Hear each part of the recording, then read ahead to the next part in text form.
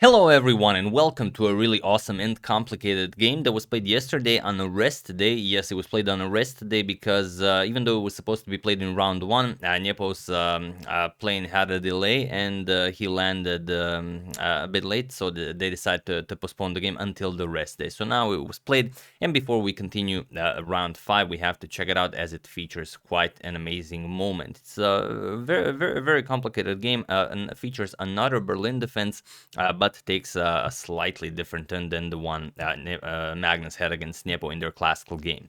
So without further ado, let's check it out. Nepomniachtchi versus Sergey Karjakin. Let's see what happens. So here, Nepo opens with e4. We have e5, knight to f3, and knight to c6. We have bishop to b5. The Ruy Lopez is on the board, and now the Berlin defense, knight to f6. We have castles, and now knight captures on e4. So everything the same like in the game Magnus versus Nepo here. d4, knight to d6, captures on c6, d captures, and now, of course, d captures on e5, and we're going to have a queen trade. Knight f5, we have captures, and now in the game against Magnus played rook to d1 check against Nepo, but here, Nepo against Karjakin goes knight to c3, and this is for a very particular reason that we're going to discuss in only a few moves. And also, I forgot to mention, hope you guys are having an excellent Sunday. King to e8, you want to develop this light square bishop and then bring the rook to the d file, because of course white will also develop his rooks on the open d file. We have h3, preparing to kick away the knight with g4, and black, of course, prevents this with h5. But he doesn't just prevent g4. At some point, we are going to develop the bishop to e6, then knight to g5 could be somewhat of an issue, attacking our bishop here. If the knight captures the bishop, then we're going to have to mess up our pawn structure, capturing with the f-pawn. By playing h5, we make room for a move like rook to h6. Not at the moment. At the moment, the bishop controls that, but these guys know what they're doing, and the rook will have very nice control of the e6 square as well. Bishop to f4 by Nepo, and now bishop to e7. We have rook 8 to d1, of course developing the rook to the only open file on the board, and bishop to e6 now. And now, as the bishop has been developed, we play knight to g5, hoping that black will give up one of the bishops, but of course that's not going to happen. And now, as the knight blocked the bishop's attack of the h6 square, we are welcome to play rook to h6. You don't have to go bishop back to c8 like Nepo played when Magnus played knight to g5, because here the rook is welcome, more than welcome on the h6 square. So this is what he plays. We have rook f to e1 now, aligning the rook nicely with the king on the e file, and rook to d8, countering white's rook on the d file. We have rook captures on d8, king captures on d8, and now we have, well, before I tell you what we have, first we have to mention that this position has been reached before, and in two very strong games. One where g4 was played, there were, okay, maybe I'm gonna tell you this on the second move. There was Anish Giri versus Rajabov that ended in a draw where just knight captures on e6 was played. But then again, there's g4, which was played in Maxim Vachier-Lagrave versus Sergey Karjakin in this year's FIDE World Cup that also ended in a draw. So I think Nepo is, of course, very well aware of this, and he decided to improve on that game, and instead of going for either of those two moves, Nepo played knight c to e4, and it is now only as of move 16 that we have a completely new game. So if you move it one move back, the move g4 that Karjakin already faced while playing against MVL is the engine's top recommendation. The move Nepo plays, knight c to e4, is the engine's, well, depending on what engine you're using, is the second or third recommendation. So trying to take him out of the position that he knows all too well, perhaps. But who knows? Maybe these guys have engines that are so strong that maybe the one I'm using to analyze, where it's maybe second or third suggestion, maybe on their super strong, powerful computers is maybe the first continuation, or maybe even the 17th. Who knows? What these guys are using to get an edge one over another. Either way, knight c to e4, completely new game on the board, and now we have c5. Always a useful move when playing the Berlin. The king will at some point maybe even be welcome on the c6 square, and you're gaining nice control of some central squares. You're controlling d4, you're also controlling b4 if white gets an idea of maybe c3, b4, a4. So always a useful move. And now, what do you play here? This is the question. You could try some exchanges here, like, well, you could open up and attack towards the rook, but that doesn't really do anything. If you play knight captures on e6, we're just going to play rook captures on e6. We already said that the rook on h6 will not be a liability, but you might try knight captures on f7 and open up and attack against the black rook this way. But still, it's two pieces for the rook. Bishop captures, knight captures. We are very happy with our bishop pair against white rook on e1. Black is definitely to be preferred here. So the move that Nepo plays is, well, just incredibly impressive. He plays knight to f6, and he asks Sergey, what do you play here? Because there's so many things that you can play here, and obviously Nepo came very, very well prepared. So there are a couple of things you could do. Obviously, you could capture the knight. You could play g captures on h6. You could ignore the knight. You could just move the rook. As you know, some captures are happening here, so maybe your rook isn't all that very well placed here on the h6 square. So we're going to discuss two of the best replies for black, and then we're going to show you what Sergey played, as this is what this game is all about, featuring, of course, Bobby Fischer's move. If you do not know what I'm talking about when I say Bobby Fischer's move, then you definitely have to check out the Bobby Fischer saga that I made already in its entirety. It will be the first link in the description below if you have, you know, like a week maybe of video watching available. But okay, here some of the nicer ideas maybe are just capturing on f7. So if this were to happen, not f7, for example, capturing on f6, g captures on f6, white would play knight captures on e6, open up an attack against the rook. F captures on e6, we would play bishop captures on h6, knight captures, and yes, black does have two pieces for a rook, but e captures on f6 with check, attacking the bishop, bishop captures, and now rook captures. Now the bishop cannot move because the knight would fall, so knight to g8 the defending, and now just c3, not allowing bishop captures on b2, and you are very much okay here. You are up a pawn, and also black's pawn structure on the queen side is somewhat messed up, so white would definitely be okay here, even though you're fighting against a bishop and the knight. So this is one thing that Nepo is proposing.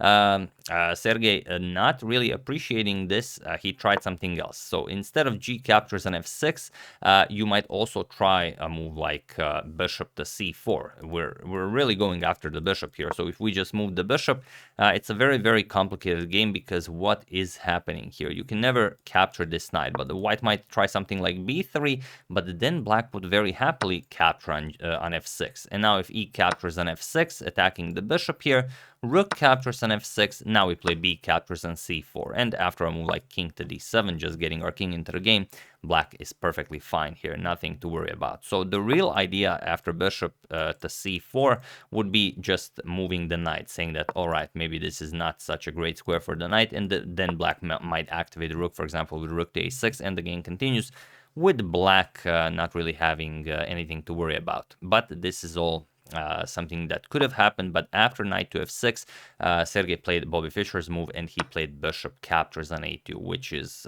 it seems like, yeah, of course, it's a free pawn. It's been hanging in there for quite a while, but Nepo just plays b3 and traps the bishop there. So now rook to a1 is coming at some point, and you're going to lose this bishop. So why did Sergey play this? Well, there are a few reasons. If you go for the knight now, which is possible, then the problem is knight captures on f7 check is now available. And now after king to d7, we're going to capture on h6, knight captures, and now again rook to a1. There's the problem of the trapped bishop. You're going to have to give it up for a pawn, and the white is now just up in exchange in a, well, it would be very, very amazing if black was able to get a draw here. So instead, Karjakin tries king to c8, and now we have knight captures on f7. So attacking the rook, rook to g6, and now knight to h8. Again, harassing this rook, asking, what do you play here? Now, if you go back to h6, of course, we're going to very happily capture this rook with the bishop. So here, rook captures on f6 was played, e captures on f6, and the bishop captures. So you're going to lose the bishop, but at least you're not going to be down everything. So bishop to e5, not allowing any tricks, maybe g5 e5 can come at some point, but it wouldn't really matter because the bishop is controlling the e5 square. You can always play it and defend your knight here. So here, bishop to e5 right away. We have bishop captures, rook captures, and now knight to d4 going after the c2 pawn. But now rook captures on c5. Defending this pawn, we have b6 attacking the rook, rook to c4, and now c5. So getting a very nice pawn chain here on the queen side, defending the knight, but still.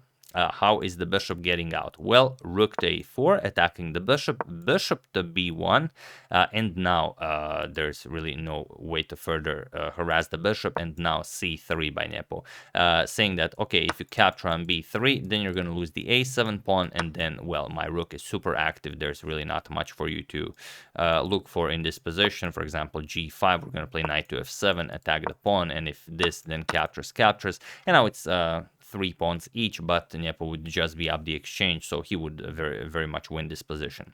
So after c3, we have knight back to c6 by Karjakin defending that a7 pawn. Now comes knight to f7. Now we start bringing our knight into the game. Bishop to c2 going after this pawn, but even rook to a3. A passive square for the rook, but it gets the job done. We have a5 and now knight to d6 with check using this tempo to further activate our knight. King to c7 and now knight to c4. So now the king is pretty much stuck here guarding this b6 pawn. If you play b5, then you lose the a6 pawn. So what can you play? We have knight to a7 going after knight to b5 to attack the rook and the c3 pawn.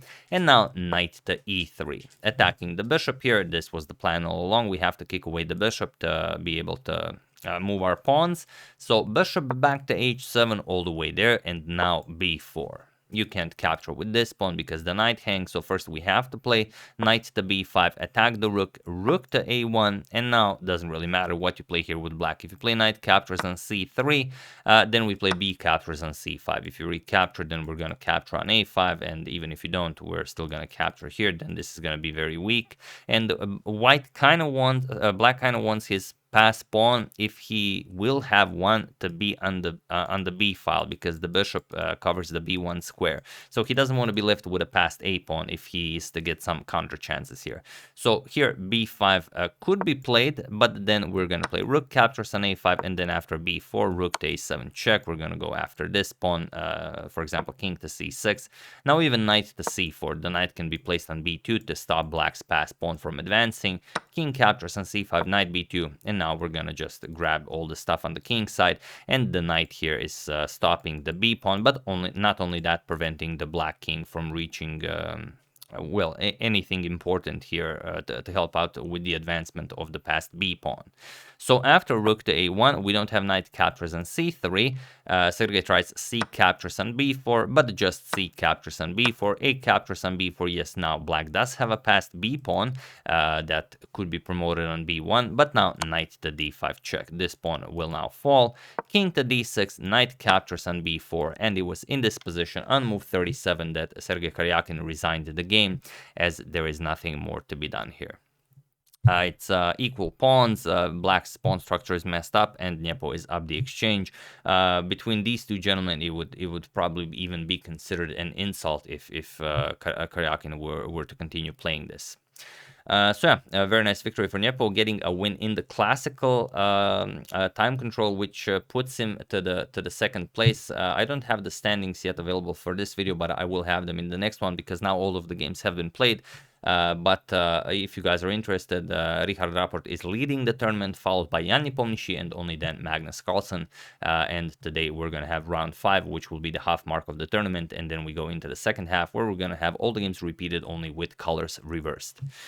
So yeah, that's the game. Great find by Nepo, finding a classical game that Karjakin played this year, and then improving on it with such a brilliancy like knight to f6. It's just, you know, and in the Berlin defense, you know, everyone always says nothing is ever happening in the Berlin, but that's the kind of guy that Nepo is. He just finds stuff where there isn't any stuff to be found.